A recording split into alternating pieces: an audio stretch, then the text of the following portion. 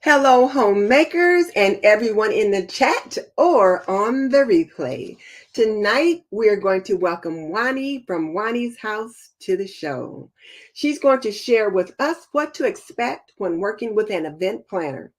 You got a graduation party, an anniversary party, or a wedding coming up? Well, listen in. But before we get into that, welcome to Homemaking with Purpose. I am your host, Denise Jordan. And tonight's episode is brought to you by Apron Diva. Pretty and practical, we believe that an apron can be a homemaker's best accessory. And tonight's featured apron is this one that we call Laura, and it is celebrating all things Mother's Day. And if you look right there, it says Love Served Daily from Mom's Kitchen. So this one is on sale, 10% off this week. So please order soon to take advantage of the sale. And give Juani a big warm welcome as I bring her to the platform. Hello, Juani. Hi, Denise. Hi, everyone.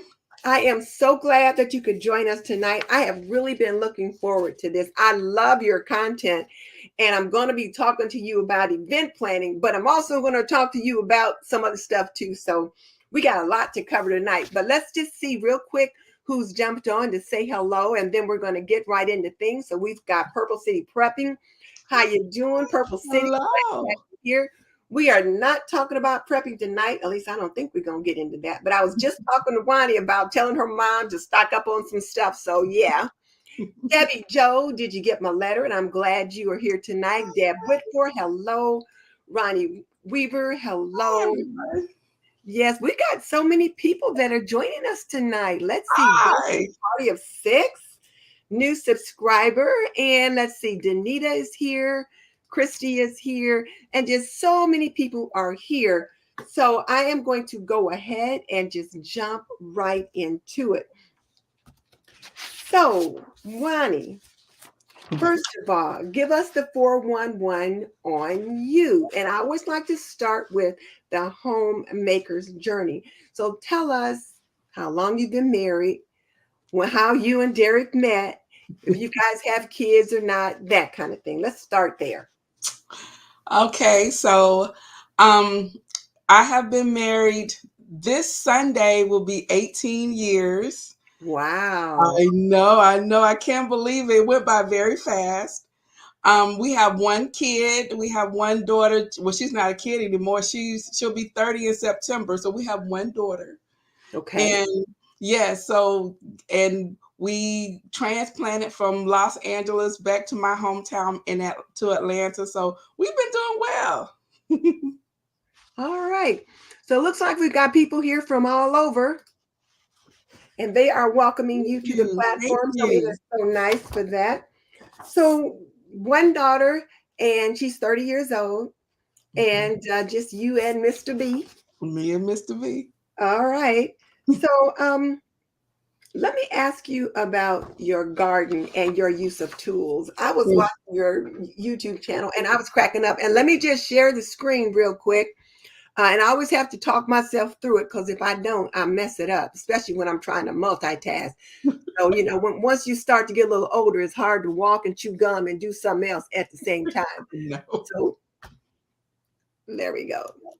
So here is Juani's channel, Juani's house. And her motto is, you can always stop by Juani's house. One of these days, I'm going to pop by there and surprise her. Come on. But here are her different videos that she does all kinds of things, interior design and all kinds of stuff. And then you can see here, she's been doing some couple time kind of things as well. So wanted to just share that. Okay. So tell us about your garden and your use of tools. So I am like so proud of myself because I get so enamored and amazed by women who can use tools, saws and drills and things like that. and I was very afraid of them. And so recently a company sent me a drill, and I was like, "You're gonna send me a drill, really?" I'm like, "Well, girl, you're gonna have to use it." So I started off slowly, guys. I went and got me an electric screwdriver, and I was screwing everything. So I advanced to the drill, and so I am loving it now. I don't have to wait for my husband to come home and do anything, and I've already put up things. And so he's like, "Did you do that by yourself?" I sure did, and I have my drill over to the side, and I went about myself a little cute little container of screws. So yeah, I think I'm bad right now. You know what? This is going to sound funny. Now, my friend who's up here on the screen, this is one of my friends, in Jan, not just a nurse, but her name is Sylvia. Mm-hmm. On her wedding registry, she Yes. requested drills and stuff like that. This is Wow. the first woman I knew that could use Mm. tools like that. I was just amazed. Juani, I have been married almost 50 years in a couple of weeks. Wow. And most of that time that we were married, I didn't even hang a picture frame because my husband did all that. And so it was so empowering when I hung like a little spice rack on the inside of my spice pantry. And all you had to do was screw in like 4 screws and sit it on there. But I just felt just so empowered that I was able to do that. And now I do know how to use a drill, but I have to find it and then ask him what's the right one and where are the different pieces for it. But I'm getting there. So Yeah. I applaud you. But like today's young women, they can do a lot of that. I think a Yeah. lot more than some of us that have been married a little bit of time. So I Mm-hmm. definitely applaud you for that. And Yeah. Cal is laughing at us. Hi, Cal. I call Cal my sister from another mister. And she says she's been buying screwdrivers lately.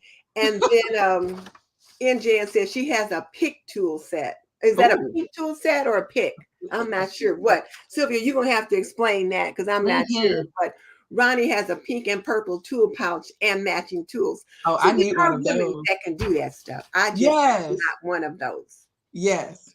Yeah. So And then my garden. So I still haven't started out there. I was it had been raining here, so it has kept me from being outside. And when I was going outside earlier last week, Friday, I saw anaconda in my it was in my garage. So I have not been outside because I'm afraid there's some more snakes. they So have snakes in your area? yes, he was in my garage waiting for me to come home, sitting there. Ooh, okay. Yeah, You got to have Derek get out there. exactly. Yeah. Oh, okay. All right. And so is your drill pink? Because Sylvia said that she has a pink tool set, and then Ronnie says she has a pink and purple pouch. So is your drill pink or is it a nice little regulation color? It's a regulation color. It's a green color, but I might spray paint it because yes, this is my drill. So yeah, it's a green. It's nothing spectacular. Well, you know, it might feel funny if you spray paint it, but my sister, Mickey Blue Skies, has a drill and hers is pink. And whenever we go over there and she has my husband do something for her that she can't do herself because she'll screw something in the wall in a minute. He's like, I don't know if I can use this pink drill. She said it works just fine. Works just the same. Yes. And then Debbie Joe said she bought tools for herself and has them all in a large Longenberger basket. I hear you, Debbie Oh Joe. yes. So Cal said she had a big spider in her dining room and almost fainted. I would have fainted. Definitely. All right. So, okay. So now let's talk about the topic of the day, which has to do with your role as an event planner. So let me just ask you, um, I know from watching your YouTube channel that you have a love of interior design and you bring all of that love of interior design to your work as an event planner. So can you tell us a little bit about your work as an event planner? And I know you do some things outside of work too, but Mhm. just start there. Okay, so I am an event planner at a university here in Atlanta, and I have been an event planner actually for about 30 years. I started off out of college when I really did not know what I wanted to do. And I was actually a receptionist out of college, and they had a lot of meetings and things. And so I was asked to plan meetings. And Mhm. so I did the meetings, and then they would have these little parties or whatever. They needed little socials. And then I was asked to do that. And I just loved it. I just literally fell in love with every aspect of like visualizing something and actually see it play out, and in the end is exactly how I wanted it to be, and to actually see people enjoy what I've done. So I kind of fell into the profession because actually I wanted to be like a buyer, a fashion buyer. Oh, okay. Yes. So you that's why you see me always with clothes and things. So I actually wanted to be a fashion buyer, and this kind of fell my way. And I always watch like um what is that Cooking Network with Sandra Lee, and how she used to dress like Mhm. her background and create a theme and tablescapes. Semi-homemade. Semi Homemade, that was my show, and I would actually watch that to get inspiration for upcoming events that I was asked to do. And so I was just promoted from the receptionist. Then when I graduated, I was like administrative professional, and then they still would ask me to do those. And then I just graduated into doing like events, and then I went on to get my certification in meeting and event planning. Wow. I think that is wonderful. And here's the thing, though. So you took your love of fashion design and wanting to be a buyer, and because that's all art and decor Mhm. and style, and you brought that to interior decorating. So I Yeah. absolutely love that. So that just shows our viewers and our listeners that you can think you want to do one thing, Mhm. but the love that you bring of it does something else. And that's my son, my youngest son, works in film and movie and television. So he lives Mhm. in Atlanta and he works in film. And they just wrapped up the latest season of The Wonder Years. He's Mm. art, the assistant art director, and something on that. I'm not real sure what, but it pays the rent. Yes. And when he was in college, I thought I was sending him to school to be Mm. uh, a computer writer. I'm not A programmer. programmer. That Mhm. thought I was sending him to school to be that, and those are most of the courses that he took while he was in school. But he did take a year abroad in England, and he took some art courses, some computer art courses, and a few other things. And I'm thinking, what is he going to do with that? Mhm. But don't you know the job that he's working, every job he's had since he's graduated college has involved art and computers and using Mm. computers to design and create. And he hasn't, and he knows programming a little bit because, of course, things have changed since he Yes. graduated college. But he uses all that stuff he learns to create stuff for sets and things like that on for his job. So you might think you're going to do one thing and you end up somewhere else, and and it's Exactly. all good. Yes. Okay, so that was probably too much information, but No, no. all right. So let me ask you this: what are your favorite events to plan? Um, I like planning like social events. I like baby showers because they're all, always unique. Although it's just the baby, but the mom's vision of what she wants is always unique. I like that. I also like weddings, Mhm. and it's very intricate in doing a wedding. And but I enjoy them and interacting with the bride, and kind of figuring out what it is that she wants, but because they always come with a lot of information and trying to dissect all of that. So I like both of those. Lately I have been doing, like, I have a 75th birthday party Oh. that I've been asked to do for one of my sorors, her mom. And I'm also assisting in planning a wedding in California for my sister-in-law in November. So yeah, and then for work, I was tasked with doing the staff appreciation for our school. And so I am coming up with the whole concept, and it's very lofty. So yeah, I have some lofty ideas, but they gave me a lot of money to play with, so I'm gonna have fun. Well, let's circle back around to that money business later on. I'm going to write the word on my next page. Just going to write money so I don't forget to come back, because of course we do have to consider budgets, but we'll come back to that.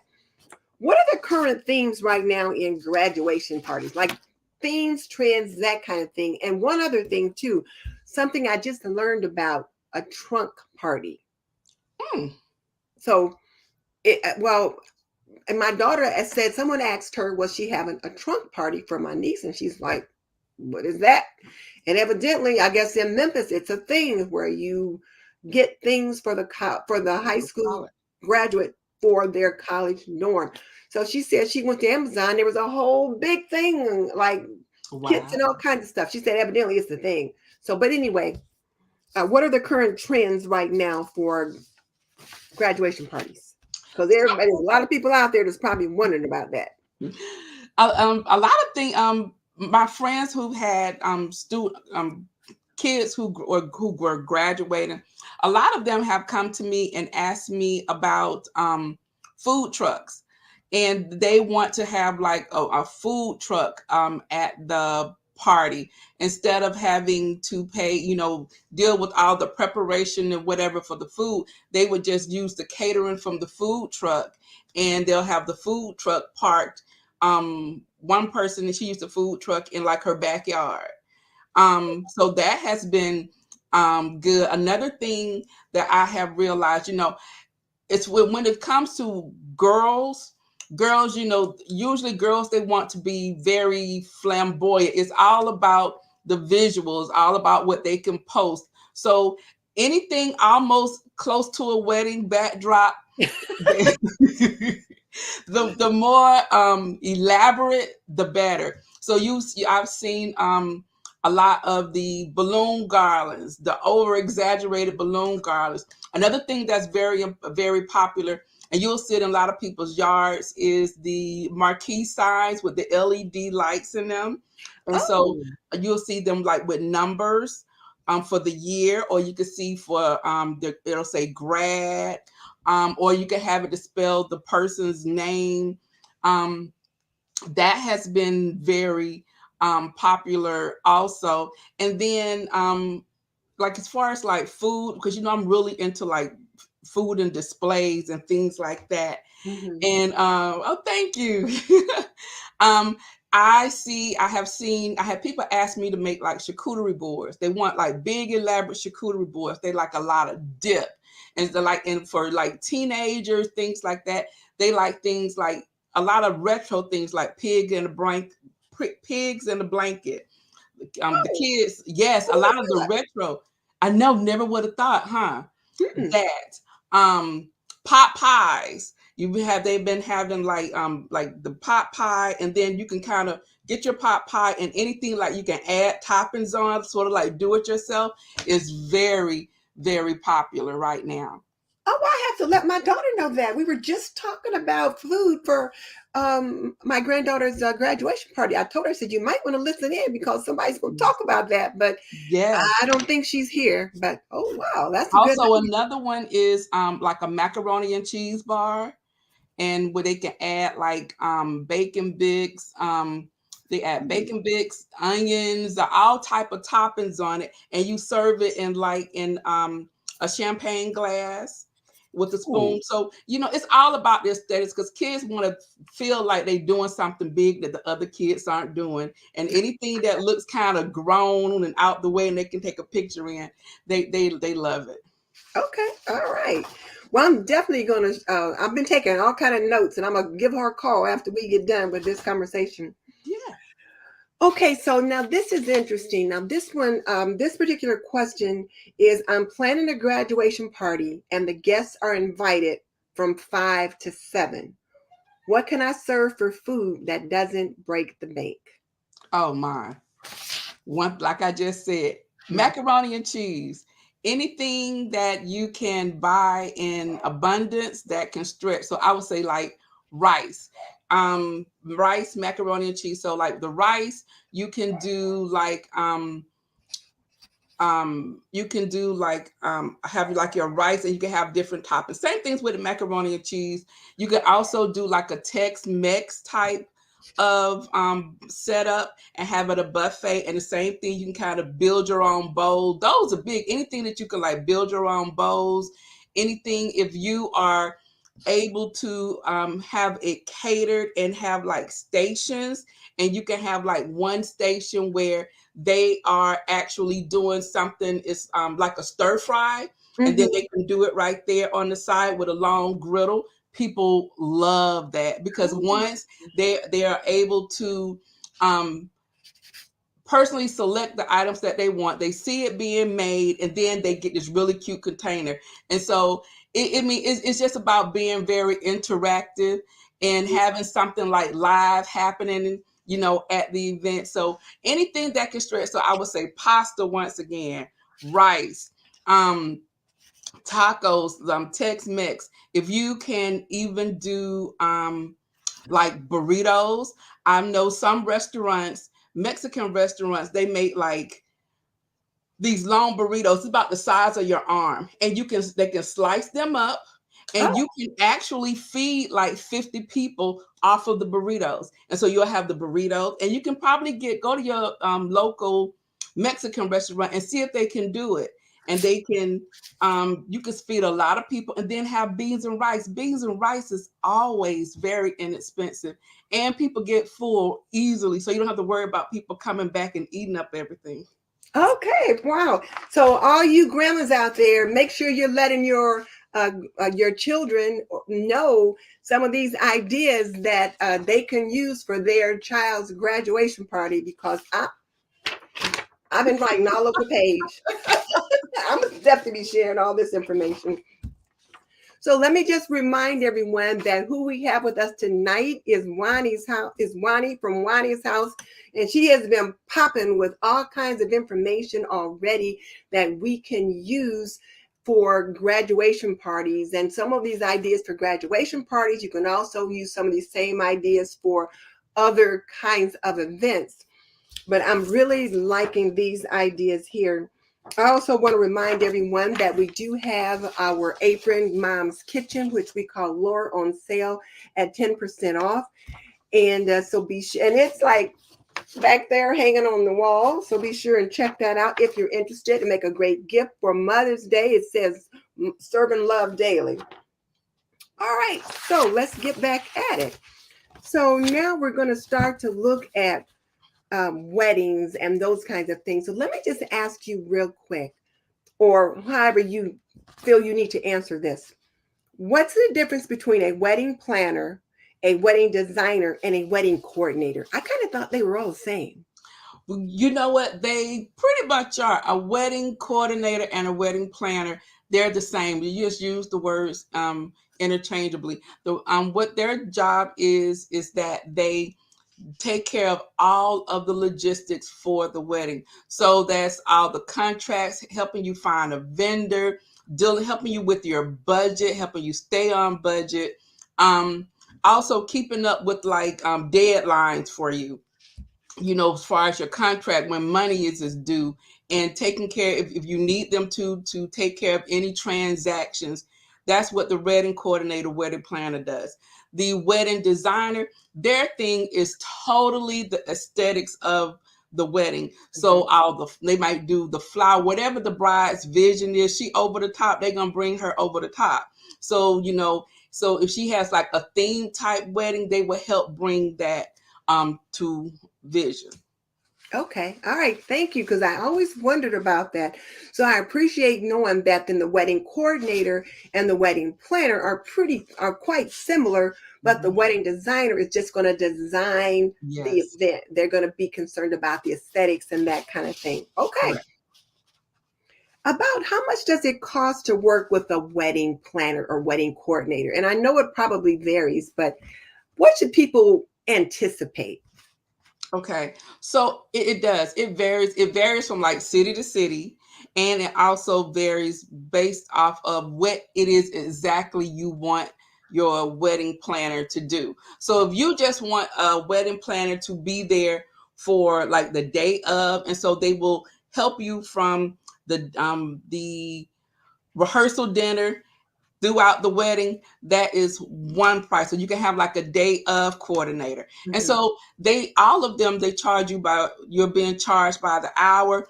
But so you can say it for that, it's probably around, depending on where you are, from like 75 to $100 per hour, depending on, what it is you want them to do.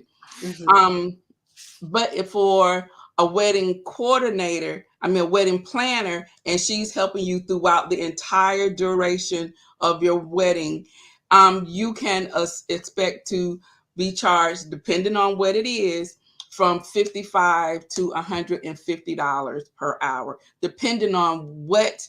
If you have her like running all over, looking at a million venues, she has to take care of the gas expenses and things like that. Mhm. So yes, it just depends on what specific task she'll be taking care for you. Okay. So it sounds like it can vary and it can be pricey. So Hmm. would you say, of course you would say, Of course. but I'm like, would you advise that, say a person's budget is extremely tight, would you advise them to use part of that budget on a wedding planner, wedding coordinator, or just to try to do everything themselves? I would say that if someone is on a very, very tight budget, I would suggest that if they just want to just do. Oh, I'm sorry. I thought I turned this Oh, off. I'm sorry, guys. I better turn mine off too. Ooh, I thought, okay, let me. I'm sorry. Okay. So, if they would want to just work the day of and they think they just need that person, I would say have somebody for that day. And a lot of times you can negotiate, because things that brides think they need help on, they don't necessarily need help on. A Mhm. lot of the stuff, the tasks are basically dealing with like contracts. So if you just want somebody to take care of the contracts, make sure your venue is set and things like that, I would say definitely get it. And you can just have them go over the make sure your contracts are signed correctly. But if you are getting married or you're doing something and you are in another state, get a wedding planner, because they will take so much of the stress away from all of that, and they would just deal with it. You have to deal with some logistics and making decisions, but they will be the key point, and you don't have to worry about any of that. Okay, so it sounds like if you really have a tight budget, you at least need to get someone to help you negotiate the contracts and things Yes, like that so that all those I's get dotted and T's get crossed. correct. And then if it's a wedding in another state or a destination wedding, you definitely want to have a wedding planner or coordinator to help take care of all those other things. Because you know what? The logistics and the contracts and all that, you can really run into quite a bit of difficulty if you don't have someone that knows what they're doing associated with that. Yes. And a lot of times, when you're dealing with coordinators, we're connected. So we know a lot of people. We know people in hotels. We have contacts with different venues. So there might be some venues that you might not know about, and we might know it's a new venue in town. We know we can get you here because we know somebody. Or it could be an instance where, because we have all these different networking connections, that we can probably get you a better rate for things. Mhm. So it's just little things like that. I think a coordinator is an excellent ad. Okay. ad. So then what should we expect when we're working with a wedding planner? What should we expect? Okay. So working with the coordinator, a wedding planner, you should expect her to be on top of her stuff. Really, if you run into any contractual issues, if there is a venue that you originally had a contract with for your event, and during the time something in the contract changed. Hey, Tori, something in the contract changed, like um the time of the event. the end time of the event has changed. Your coordinator should be able to tell you, okay, look, your time of your event, of the end time of the event has changed. So the venue, instead of them letting you have the event until 2 o'clock in the morning, you have to be done by 11. You need to know those things, because if your wedding doesn't start until 7, you have an hour and a half to 2 hours to take pictures. Then you have all the other things in between and the toast or whatever. You're really pushing it. So you might not want that. And so you still have time to cancel that, because you do have a grace period with venues, and then you can find you something else. So anything that can really change the feel and the tone of the wedding, that they should be on that. And sometimes it gets a little tested, because we are always doing something. We're on this event and that event. And I know a lot of coordinators, and even myself, I kind of like work from month to month, week to week. But we also have to have a checklist, because every couple of months you need to call to make sure that nothing has changed with the venue. If there's something going on with the floors, if you wanted these tulips, and now with all the logistical things going on, we can't get tulips in, we need to be trying to find you another flower. And because now we have to, if we're going to get the flowers, we now know that they're going to be an upcharge. So the budget that you thought you had, you're not going to have that budget anymore. So we need to find you, if you really want the tulips, we can get you the tulips, or we can go with something that have more of a bunch, maybe like a hydrangea, or we can do roses. So things like that we have to really be abreast of. Well, I guess one of the things that I was just thinking about was that I would be a little nervous about all the professional contracts that you have to have signed. And I remember when my daughter got married, and my son, my oldest son, her twin brother got married, there were lots of contracts that we had to be concerned about. So it was really nice having someone to help us walk through that. So I'm glad you said that that's one of the things that wedding planners do help you walk through those. Is there anything else along those lines that a wedding planner or and I shouldn't just keep saying wedding, I should change that to Really? event planner or Yes. event coordinator, because there's more than just weddings, that there will be Yes. big events that you'll be having. So is there other things that the event planner can assist you with along those lines?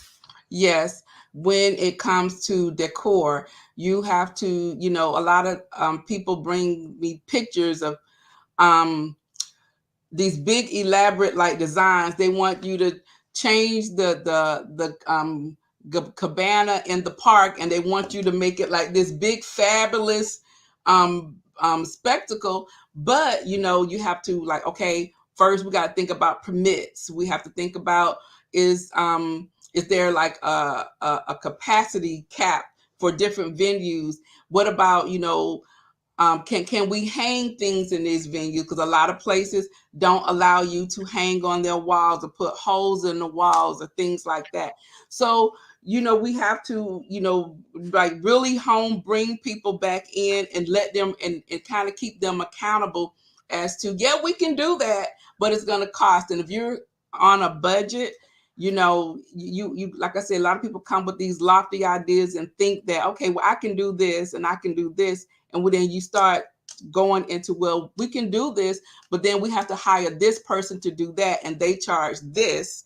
So, so the event planner is really good at like keeping you focused as to what the end result is and what your monetary budget is.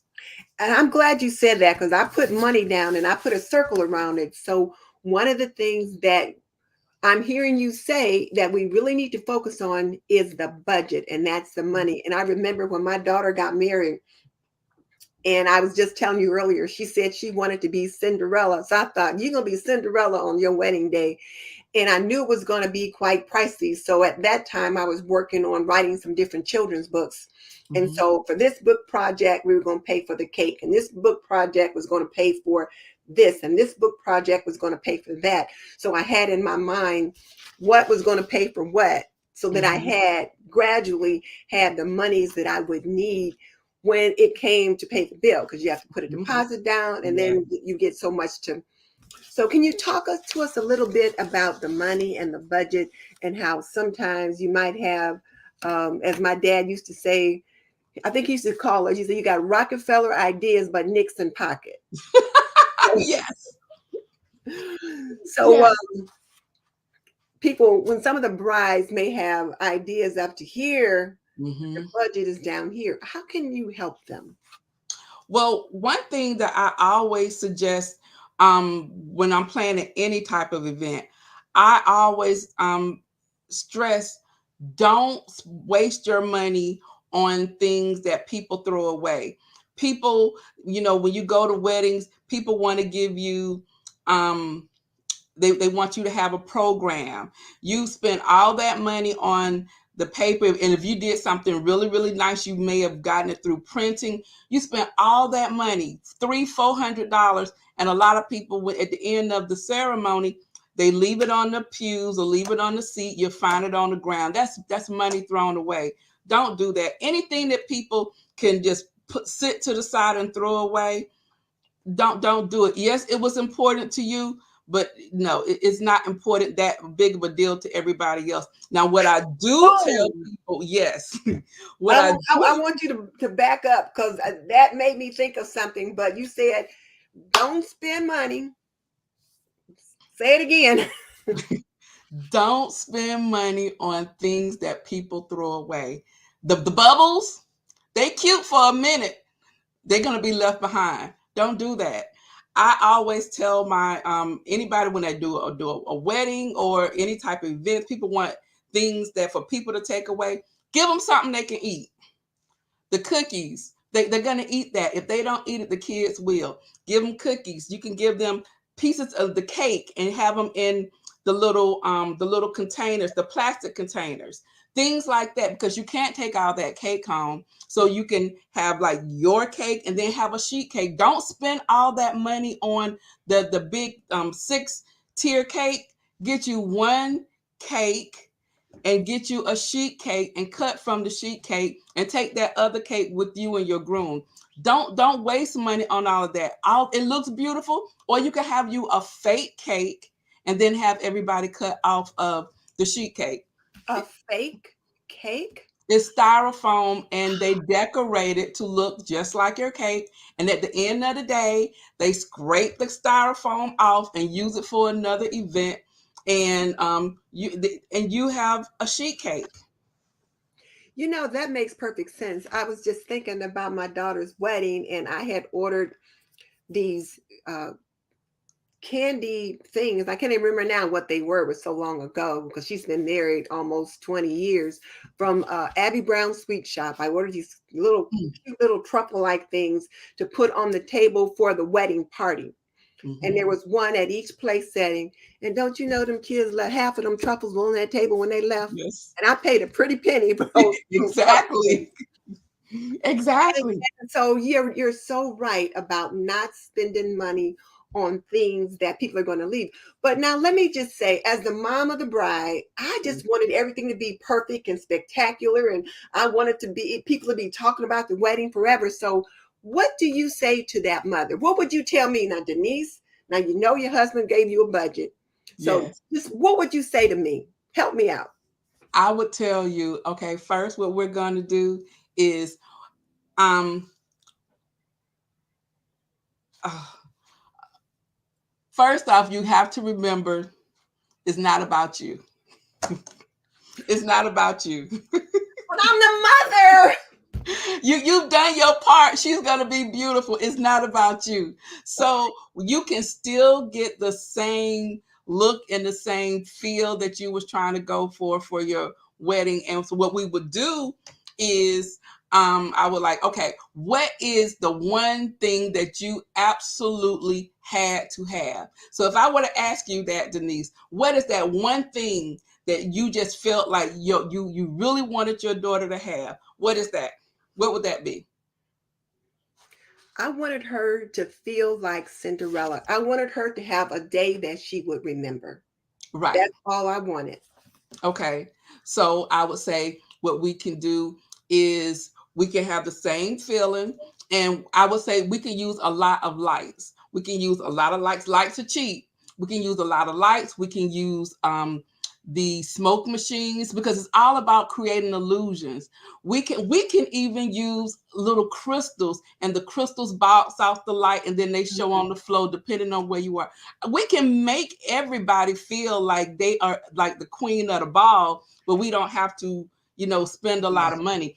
Another thing that I would say is, if your venue, if you have like dimmers, play with the lighting, because all that can definitely change the feel of the event.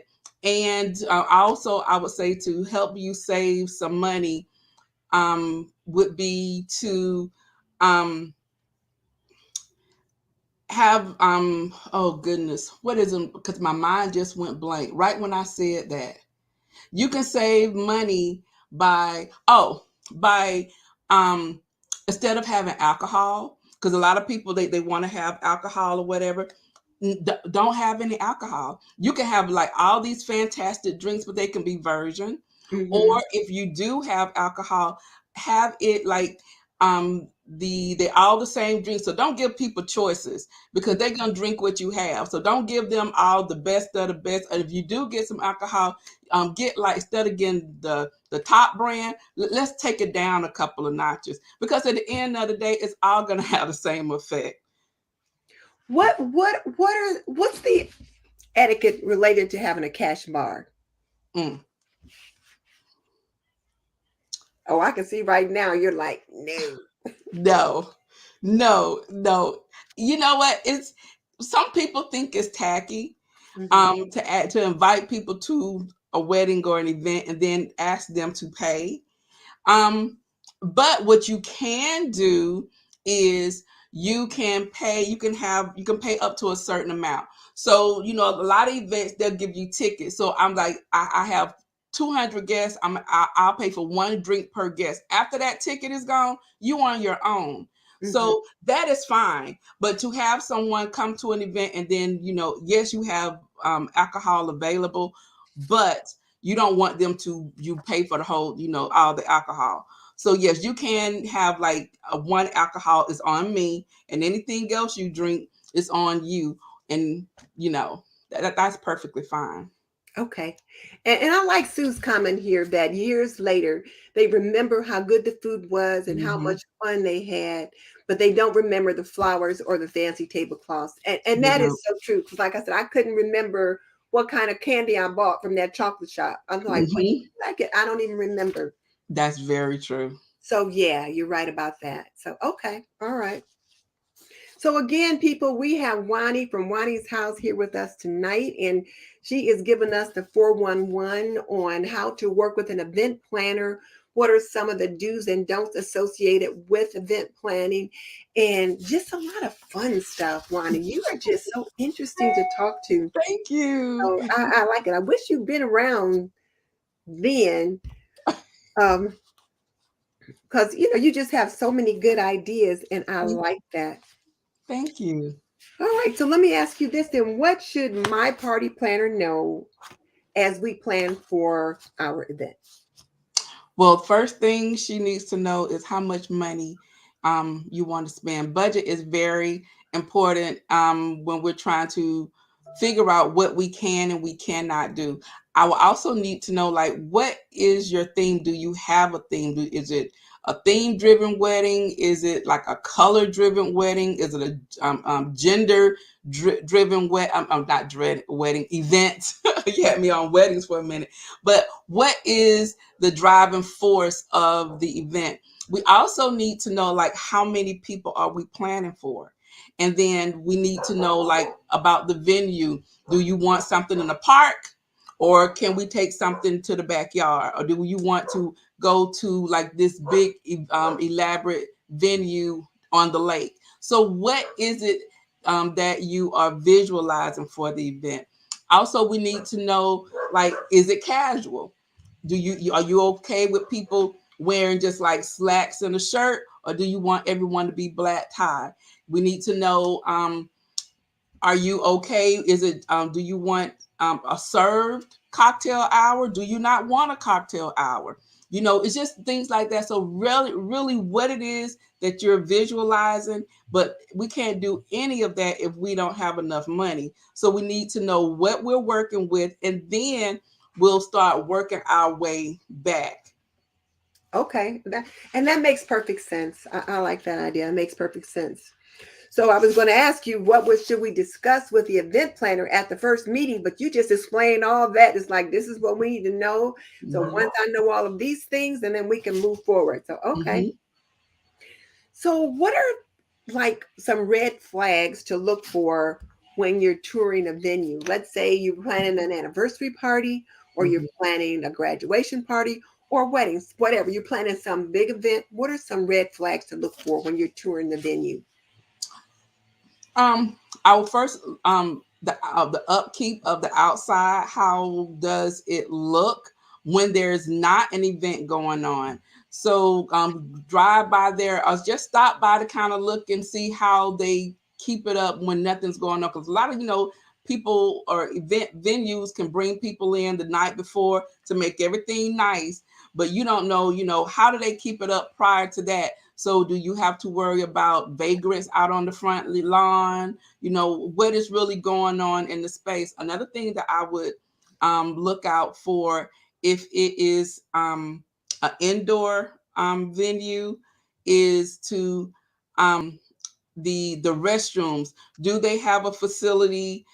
How's the restroom situated? Is it clean? Is it aesthetically pleasing? Do they have a space for the bride? Do they have like an offshoot for the bride? A lot of venues, especially dealing with weddings now, a lot of people, to cut down on costs, they are having the ceremony and the reception all in the same location. Yes. That way you don't have to worry about one people getting lost trying to go from one area to the other, to the next. And secondly, you're paying one fee instead of paying two fees for a venue. So the I will also get a feel of the staff there. And you can kind of tell, if you coming in, and every time you come in, because when I got married, I was calling them all the time because I had like 1,000 questions, and I hung up and I would think of something else.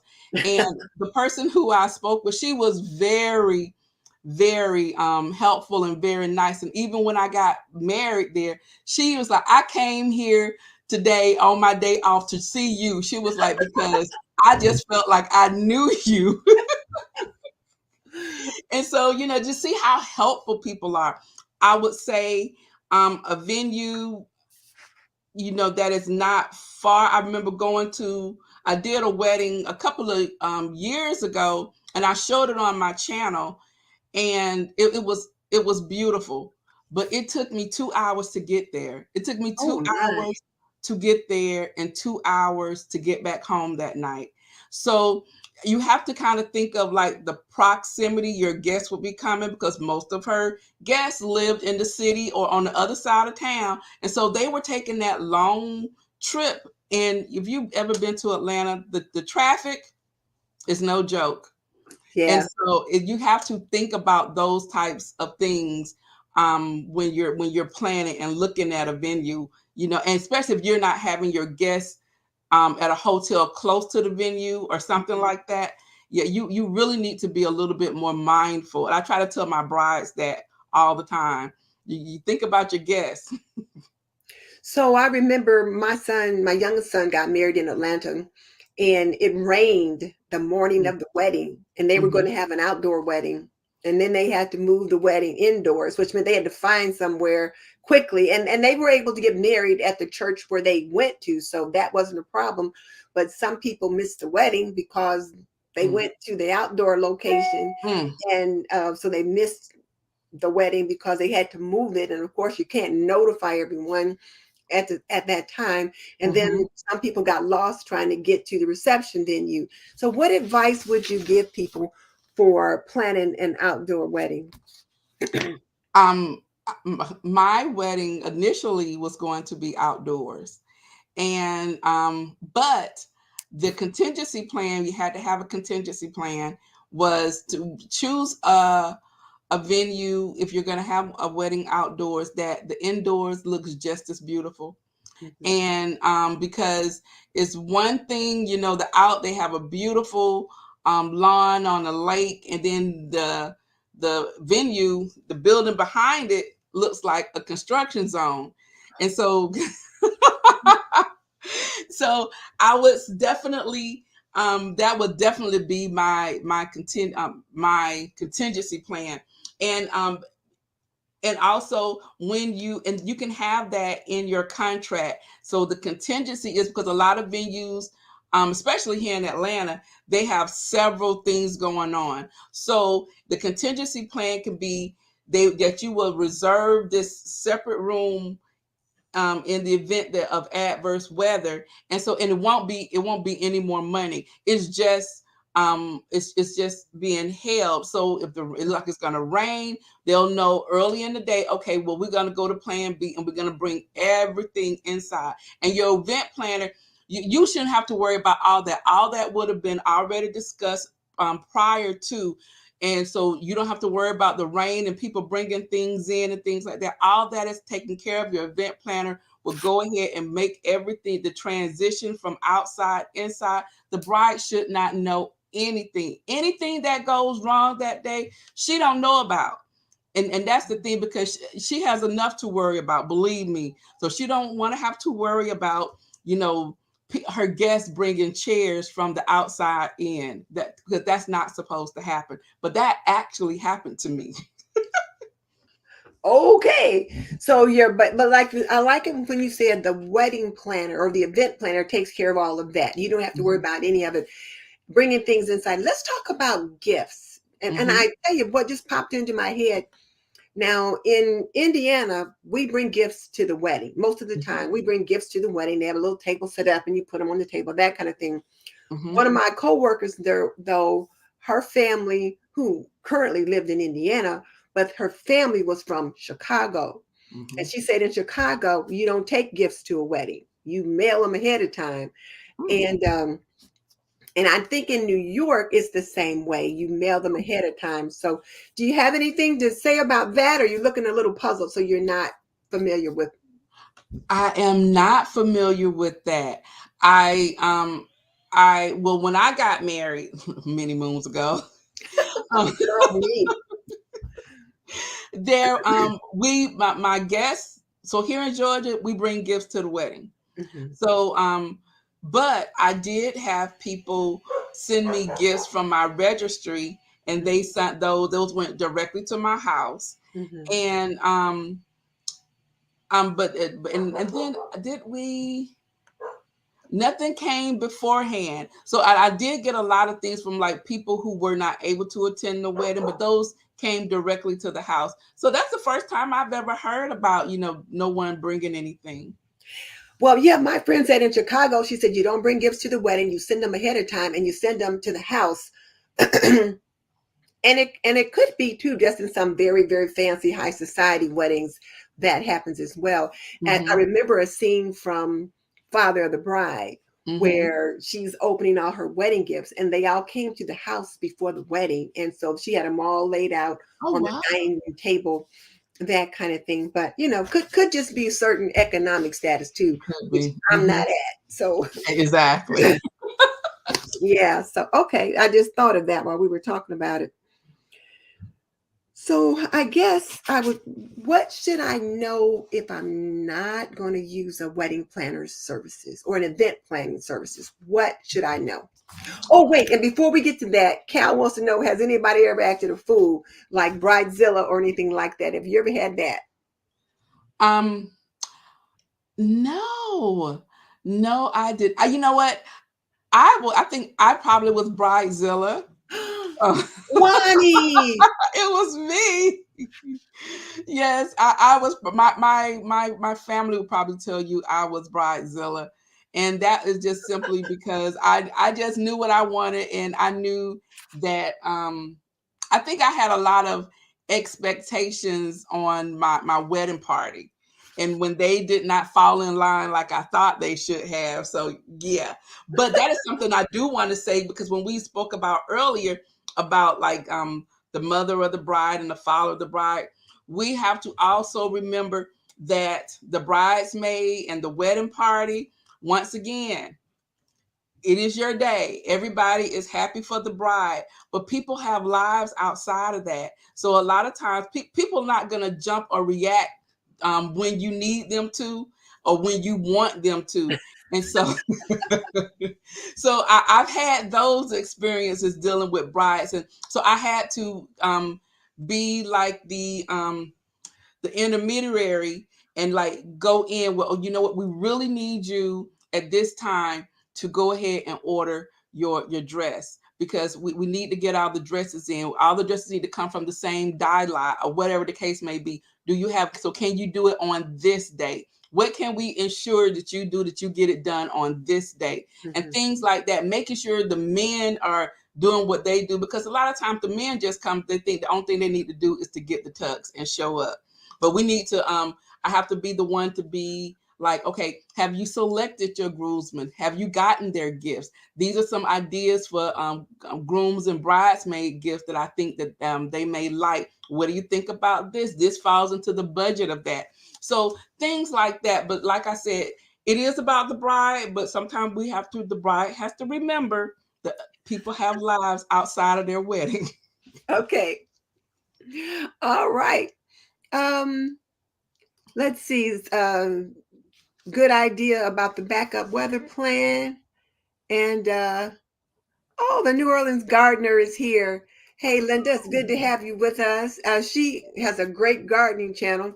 We have with us the fabulous Juani from Juani's house, and she's talking about event planning and what you can expect and that kind of thing, and just really dropping all kind of nuggets of knowledge on us. And I really appreciate that. Thank you. What are 3 details most brides forget when planning a wedding? Let's see. What have I encountered? A lot of times I've come across brides, they're just so focused on like the day. So I need to make sure, I ask like, what is it it's for like the whole entire the wedding. So dealing with like when you have people coming in town. Okay, when you have people coming in town, what are they going to do? Because a lot of time when people come to town, this may be their first time in the city. So are there going to be events for them to do? Are they just off on their own? So when I had people come to town, we actually had like my family planned a fish fry for the my fiance's family. All of them were coming in from California, so they did a fish fry. That way, that both of the families can kind of get together and kind of begin to know each other. Another thing that you can do is that the bride kinds of forgets about, I think, is dealing with her getting her garments from one place to another, because we typically task that with the maid or the matron of honor to help you get your things from one place to another. But to take some of that off of them, a lot of times you can go to the venue and you can just have everything there. About your makeup, you can have your makeup artist there, and instead of trying to get what I've seen now, the brides are trying to get everybody's makeup the same, everyone's hair the same, everyone's looking identical. I think one thing that a lot of the brides are forgetting about is how you want your pictures. When you're taking your pictures, you want them to look natural. You don't want everyone to look like they're the same person, and just trying to be as natural as possible, because I think what makes the best photos. And when you're dealing with your photos, make sure that your photographer, oh my goodness, get you a very good photographer. Don't let and you do a videographer. You mean don't let Uncle John take the pictures? No. Don't do that. Don't do that. Because at one time it was very popular. A little thing to do was to have the little Polaroids on the table. And when you go and you got all that stuff developed, it was a bunch of junk. So get you a very good photographer. Now that is one thing that I would definitely tell the bride to do. Have you a good photographer to capture the moments, because you are a lot of things that happen you're not going to see, like how your tables look now, unless you are allowed to come out and see everything prior, and then you can kind of take it in. But if you're not, and you're coming out when your guest is there, you miss all of that. And so get pictures of that, because you was like, oh my, I didn't know that was there. Get pictures of everybody who was there. And because you would go back and you will see, like, I didn't know they was there. And I will also suggest, because everything goes by so fast, if you can spend time with each table, with each guest. Like if you just go to the tables and and kind of let people know that you are happy that they're there, and and that they made it to your special occasion, and just go and just greet everybody. That is very, very important, because it let people know that that the one, you recognize them, you appreciate their effort of being there, and that you realize that they're part of your special occasion. Okay. So Ronnie says her family usually has a rehearsal dinner, and that's the night before the wedding. And Mm-hmm. Yes. yeah, we usually have that too. And then Wendy Becker suggests wearing a button-down shirt when you get your hair and makeup done. Definitely. Yes. Yeah, so this person said that enthusiastic, this fan said that her daughter forgot that and had to have her shirt cut off to put on her wedding clothes. Mm-hmm. Oh, Wendy said her mom did hair, so that's why she knows about that. Oh. And then Cal, of course, loves taking pictures, that kind of thing. Yes. So, okay, I like that advice, Wani. I think that was so important about those tips that you just gave us. What advice do you have for the mother of the bride? And my daughter said that I was Momzilla for my youngest son's wedding. I Mm-hmm. didn't think I was, but she said, Mom, you were off the chain. So what advice Yes. do you have for the mother of the bride? Um, I for the mother of the bride, it's a little hard, because that's your baby, and you want the best for her. Like you stated, you wanted whatever she wanted. And so, but I will say that right now, I think the average wedding is what, 50, $60,000. That's ridiculous. But we can definitely have a very nice, elaborate wedding, and we don't spend that amount of money. So I would definitely say to the mother of the bride, although you would like your daughter to have everything that she wants, we need to have a budget, and we need to stick to the budget. And we can have a little extra on the side, but don't let her know she has extra on the side, because of course they will push the envelope. Okay. And then what advice for mother of the groom? um well, like the mother of the groom is very different, because a lot of times what I realize, the mother of the groom kind of feels, well, depending on the family, she may feel a little left out. Her opinion isn't asked, it's not warranted, and she is almost like the groom. You just show up and look pretty. So, but I would say, if she would just ask, if they're, or if the mother of the groom would like to host something, they can host like the rehearsal dinner. If they want to do something separately from the rehearsal dinner and invite everybody over, or just invite the wedding party over.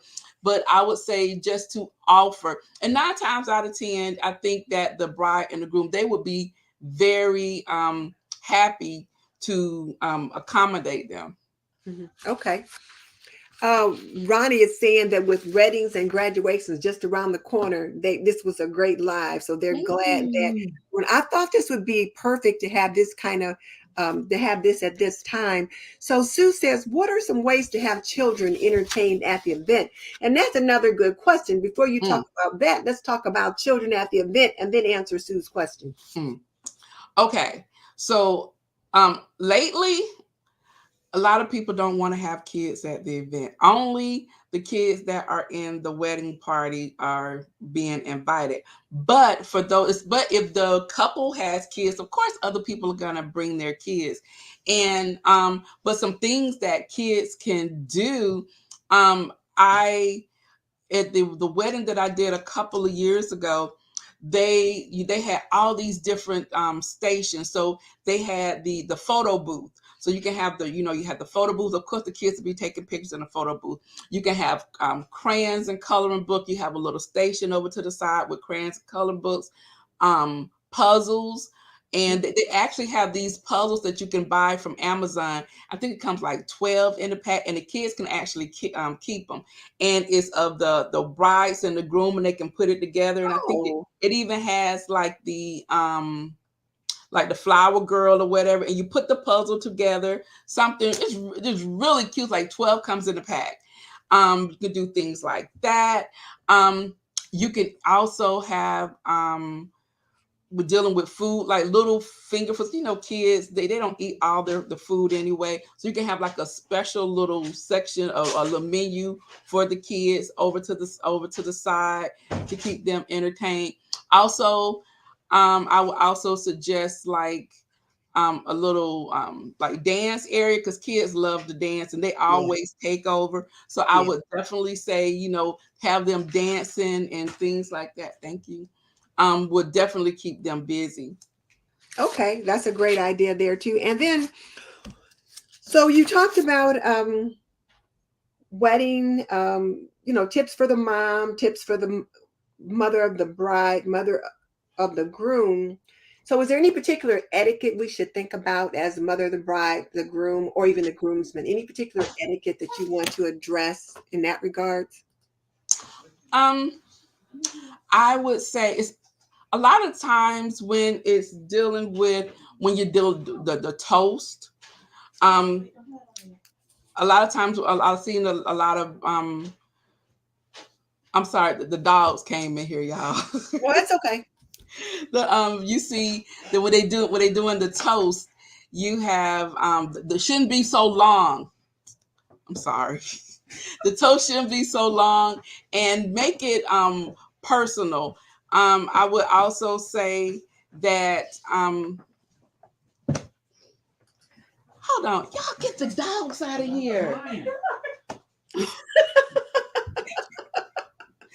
You're at home and it's live. Anything can happen live. At least you don't have a bunch of kids coming in and then doing funny things behind your head. Oh my goodness. And I'm like, they're just like, they all up under my legs and everyone's trying to get them. And I'm like, go. So yeah, and with etiquette, and if you're having a formal type dinner, just remember, your place setting, your forks, your correct sport forks and things like that. But that's it, and when you're at a wedding, no one is thinking about all that stuff anyway. Mm-hmm. I know when we were planning our daughter's reception, I chose to have a seated dinner. When I was talking to the hotel manager, not the hotel manager, but the hotel kitchen manager, the chef, they were saying that it's actually cheaper to have a seated dinner than a buffet, because when you have a buffet, people just eat more and more and more, and they charge you by the plate. So we opted for the seated dinner because it was easier on the budget. So I just kind of wanted to bring that up real quick. Do you want to touch on that at all, or? And that's the same as far as when you are doing like regular events, not weddings. So if you're doing the graduation and parties and things like that, the buffet is better as far as that's concerned. But yes, when you're doing a wedding, yes, the seated dinner is definitely more expensive because you are paying per person. And then when you're actually doing a seated dinner, people aren't prone to getting back up to going and get seconds. They pretty much know, okay, you know what, this is going to be it. So you can definitely save a lot of money dealing with seated, and make sure, like I said, if you're having the alcohol, that you have the ticket for that Mhm. one. And then yeah. Okay. And then Tori wants to know if you've ever planned a family reunion. They have Oh, lots of kids at those. no, I have never done a family reunion. Okay. All right. What's your thoughts on assigned seating for weddings? I love assigned seating, and I think they're great because you can decide where everyone sits, and intermingle the families. Now, a lot of people, even when you have assigned seating, there are people who take seats from one table and take it to another table to where they want. I've seen that, and I had to Oh, like, rude. that was very rude. Yes. And so, but I do like the assigned seating, and you can have different people sitting with each other, and they learn about each other, and you'll be amazed at the stories that people will, tell about either the bride or the groom and how they know them. And it's a great conversation starter. So yes, I like assigned seating. Okay. And that is also a great way for you to like really visualize how many people are there. And because what I hate is for the bride or the groom or any type of event, and you have a certain amount of people and people RSVP and don't show up because you have paid for that food.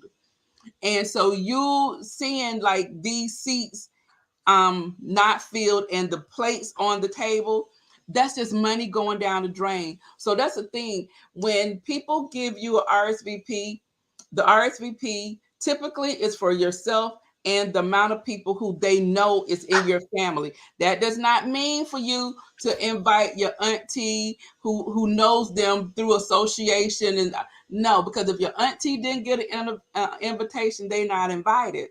But if your auntie live in the house with you, it's for your house. So you can say yourself and four, because they know four people live in the house. But don't bring outsiders. Don't add other people on. That is very rude. And Mhm. I've had to do that too. I've had to have conversations with brides about extras. I've even had someone trying to bring 9 other people. I said, the 9 people live in that house, because they were actually trying to, and we're talking about something, I think maybe the meal was like $25-$30 per person. So no, so that's already with $270. That's outside the budget. So no, it was for the 4 people who lived in the house. Speaking of budget, can we talk about wedding gifts just for a hot second? Mm. About how much should one spend on a wedding gift? I remember my friend that was talking about the Chicago weddings, and we were just kind of chatting in the office, me and her and some of the other ladies, and she was saying something about how much it costs per plate to invite you to the wedding, and if you don't spend this amount, they're losing money to invite you. So, can you talk about that? You know, personally, I think that you can find a really nice wedding gift for $25, Mhm. and you can find a really crappy wedding gift for 100. Mhm. So it just depends. You have to know your bride. So if your bride is into cooking, right? She Mhm. might like the apron over at my girls, Denise Jordan's. And her, Oh, she would love the apron because I'm that girl. I would love the apron. I'm also the girl who wanted a KitchenAid. I'm also the girl who wanted this fancy china. I had that on my registry. So you need to know your bride. But your bride could be one. Her and her fiance, her husband, they like tennis. You can get them tennis rackets, or you can get them like his and her things that are like embroidered. You can get a really nice robe for $25 and get it embroidered on the back for what, 10-15 more dollars. There you go. So it just depends. And mhm. at the end of the day, like I said, you can get a really crappy gift for $100. So it's just Yeah. suggested. Okay. All right. Cool. So, is there anything else you want to add? One thing I would like to add, I'm always like buying books dealing with entertaining and things like that, and I try to keep abreast on what is popular out there as far as like wedding and event planning. And just recently, I was watching the news in LA, And they were talking about a couple who had this lavish wedding in LA for $500. And I was like, how did they do it? How many people were there? Four? I'm sorry? How many people were there? Four? No. So they had, I think, 60 people at the wedding, right? But let me tell you how they did it. And this is a tip to all of you guys. So what they did was they had an outdoor wedding. So in California, you have like all these cliffs and things. So they went to Angeles Park, I think it was. Over that is a cliff and it's the ocean.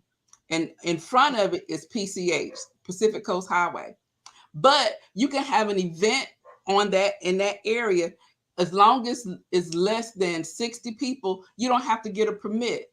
So they had chairs out there. She and the bride was able to get her dress. She got her dress, I think, off of Amazon. Beautiful, beautiful white, beautiful long slip dress. $45. The Wow. groom, yes, the groom, his tux was 100.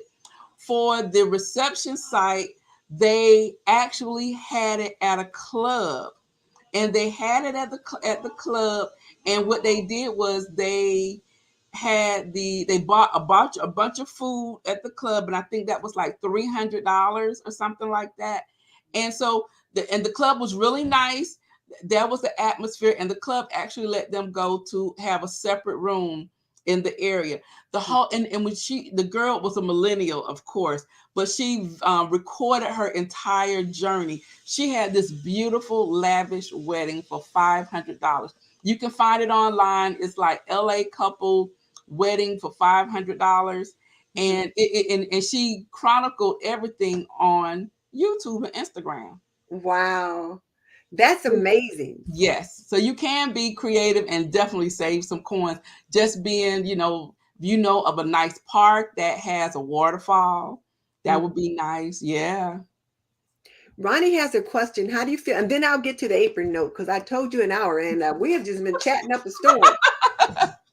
So No how do you problem. feel about wedding gift registrations? Invitations that she receives always has a gift registry and she buys off of that. Now, I remember the day when to put in information about a registry was considered tacky. Mhm. But today I'm like, are they registered anywhere? I want to know. Yes. So what are Yes. your thoughts on that? I think it's easier both on the bride as well as the guest, Mhm. because you know what she actually wants or what they actually need. When I got married, Mr. B and I, we had just moved into our apartment maybe like 3 weeks before we got married, so we needed everything. And so on my wedding, on wedding registry, I had exactly that. We needed pots. We needed everything. So then you know exactly what she needs, and what she would like. So, but if it's someone who is already established, they already live together, they may be a little bit older, once again, a registry is great also, because you know that she's going to have more things that may be more centered towards the couple, not necessarily towards the house. And Mhm. so you may not know the bride very well, or you may not know the groom very well. So then that way, that takes away all the fuss and trying to figure out if they're going to like your gift or not. Mhm. And, I'm one of those, I don't like gift cards because I think gift cards you don't put any thought to it. Yeah. So I would at least like to know that you did kind of think about what are some of the things that I wanted and got me what I wanted, instead of just giving me a gift card. I agree. I don't like gift cards as a rule. Just depends upon what it is. So okay. Well then I think oh, this is a good one. So Mm. Kelia said you can't go wrong with a monetary gift. But then Mhm. Tori says, how do you feel about asking for monetary gifts only? Mm. I was always told that that was It was tacky. tacky. It's tacky. Yes, it is.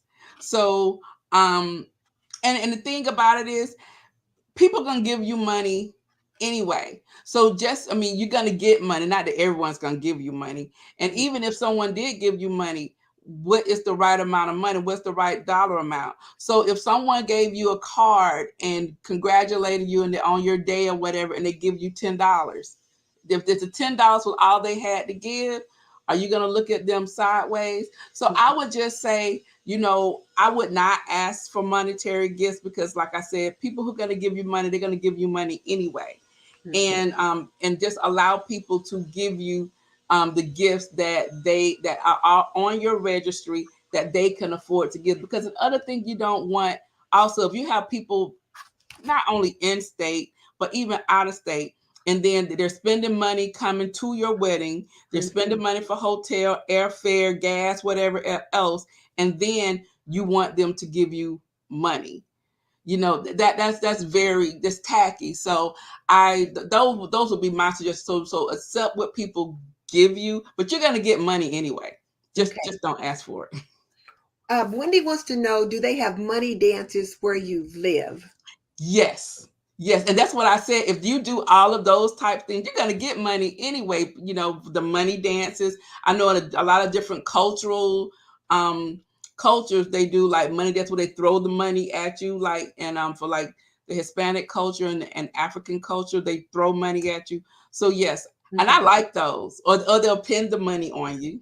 Yeah, I remember watching The Godfather, and she wore this little white purse on her shoulder, and people would put money in that. So, okay. I think I should be, Q,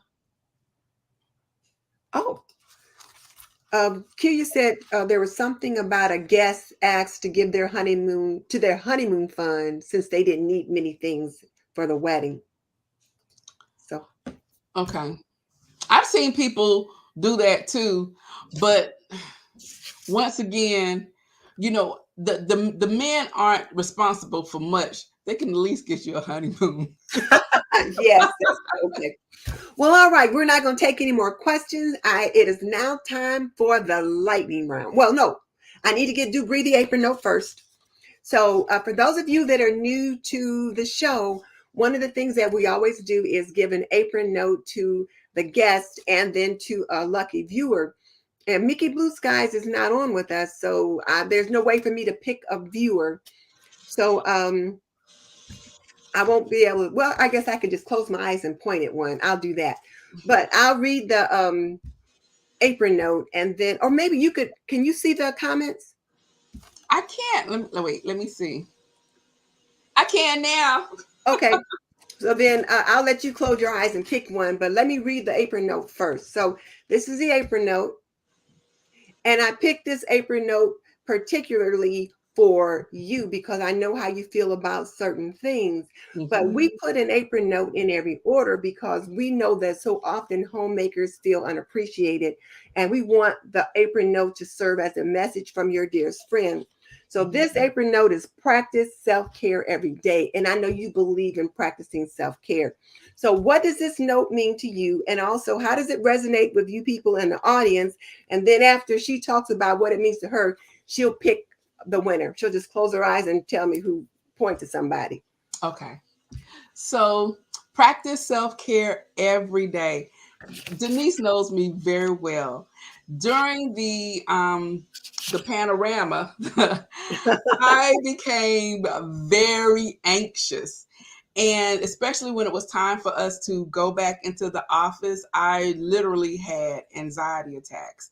And so one thing that I began to do, and I practice self-care, all along, doing some type of like facial or something like that. But during this time, I just really, when I came home, the first thing I did was I would come home and go and get into the bathtub because I just felt like I had to get all of that off of me, all of the stress, all of the anxiety. And it seemed like when I took a bath, all of that went down the drain. Calvin, take me away. Take me away. And I felt like I just didn't have none of that on me. Everything was gone.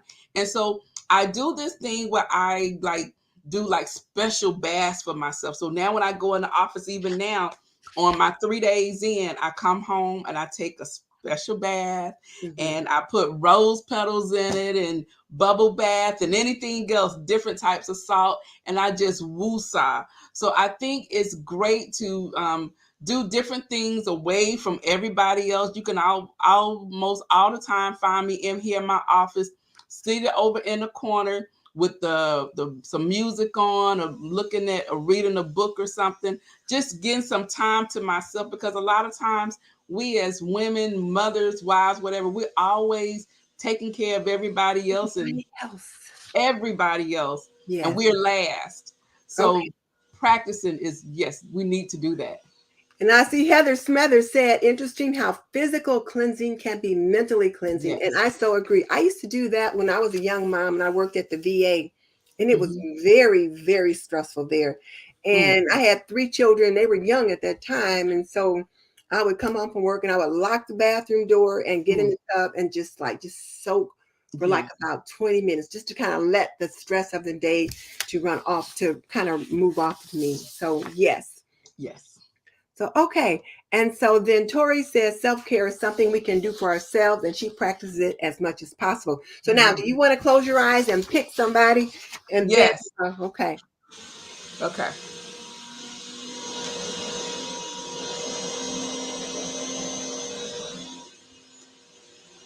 Tam's psych advice. Okay. So Tam's psych advice. Oh, right there. So Tam's psych advice. So she's the one that won the apron note today. So I need you guys to send me your mailing address at thisandthatwithdenise@gmail.com. Don't put it in the chat because that's public. Send me your mailing address privately so that I can mail you your apron note. And let me write it down here too so I know who to be sending this to.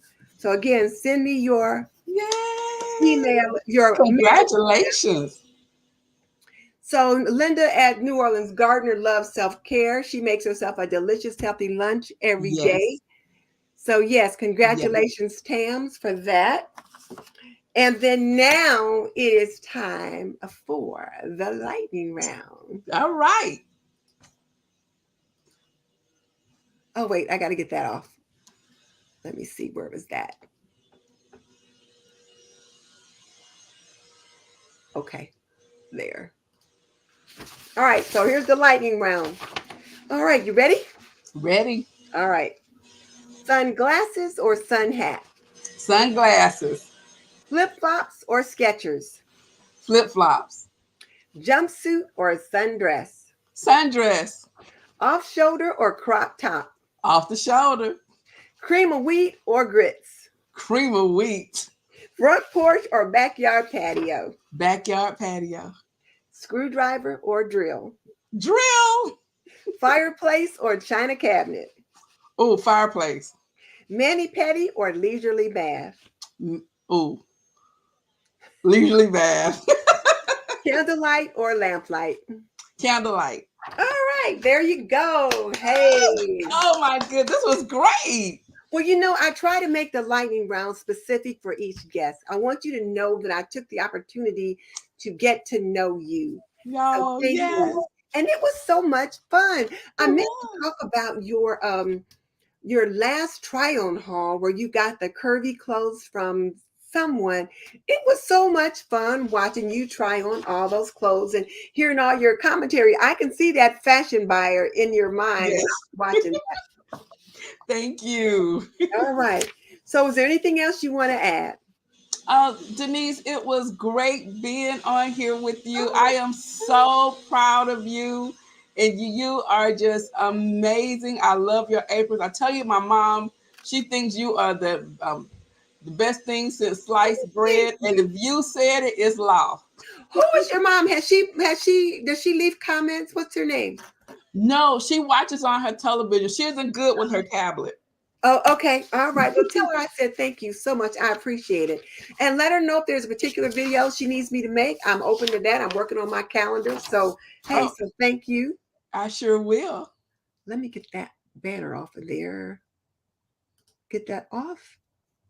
I put those tickers on there, but then after a while, it's like, okay, that's driving me crazy. That's got to come off.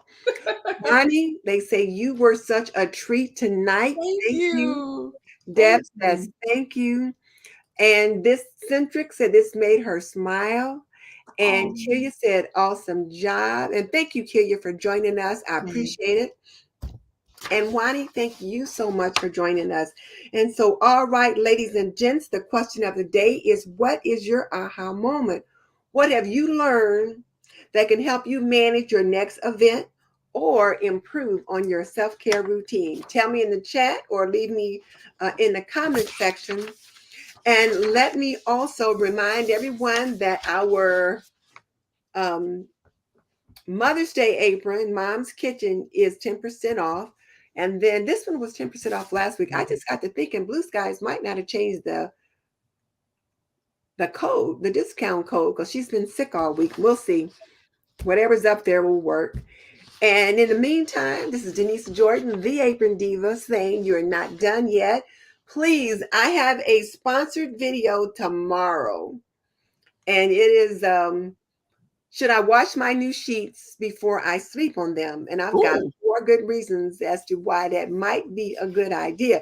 So please check out that video. If nothing else, check out the video and click on the link and look around. Just do that. So we'll see about that. I'll tell you more about that video when we're done talking here, but it was certainly a journey and I'm excited about that. So you guys check it out and let me know. It's one of my laundry lab videos. And everybody, we will see you next time. And Juani, I'll talk to you in the green room. All right. Bye, Thank you. Bye, everybody. everyone.